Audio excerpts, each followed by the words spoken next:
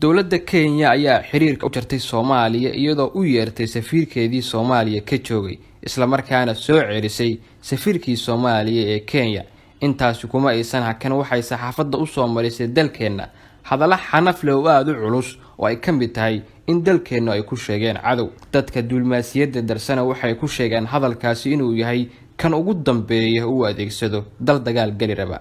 Kenya ayaa arintani sabab uga dhigaysa in Soomaaliya ay xaraashtay xirmooyin shidaal oo ku yaala dhul ay leedahay Kenya intii uu socday shirkii shidaalka Soomaaliya ee London sida uu sheegay xogayaha joogtada ee wasaaradda arrimaha dibadda Kenya. balse dhulbadeedka ay Kenya sheeganayso ayaa xaqiiqdi ah dhulbadeedka Soomaaliya, balse Kenya waxay ka faa'iideysatay heshiiskii muranka badan dhaliyay ay Soomaaliya la gashay sanadkii 2009 uuna saxay gudoomiyaha haatan ee xisbiga wadajir Cabdiraxmaan Cabdishakuur, iyadoo ay xusid mudan tahay in heshiiskaasi uu diiday baarlamaankii ku meel gaarka ah ee waqtigaasi iyo sidoo kale qaramada midoobay. haddaba aynu wax ka ogaano dhulbadeedkan ee Kenya sheeganayso iyo sababaha Kenyaanka ku qasbaya damacan waaliga ah.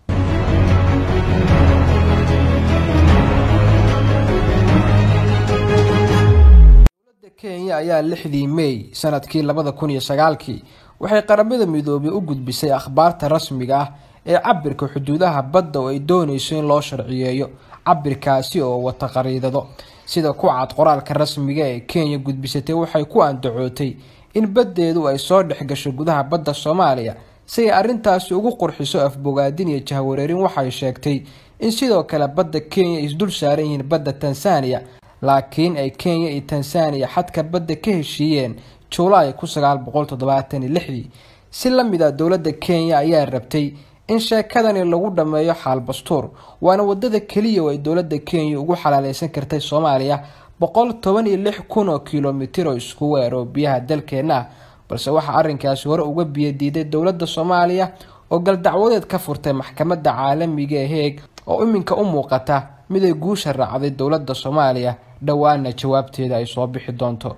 damacan waaliga oo Kenya isaga indhatirayso biyahaasi sida xaqa caalamku aqoonsan yahay in Soomaaliya ay leedahay ayaa ah hunguri iyo maseer ay ka qaaday maabkii shidaalka ee 7 cisho ka hor lagu soo bandhigay magaalada London, kaas oo khubarada dhaqaalaha caalamka ku saadaaliyeen in Soomaaliya ay 20 sano ee soo socota ka dhaqaale badnaan doonto dalalka ku hodmay shidaalka sida Sacuudiga iyo Kuwait marka la eego keedadka shidaalka ee laga helay dalkeena.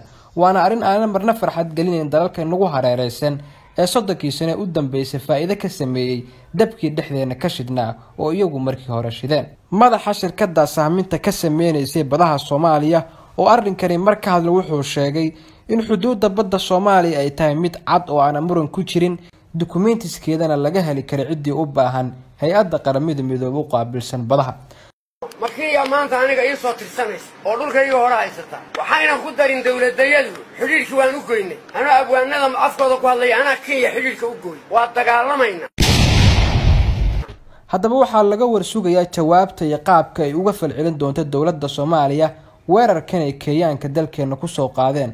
waxaana xusid mudan in saaka ay dalka soo gaareen safiirkii noo fadhiyay Kenya Tarsan iyo wasiirka arrimaha dibadda.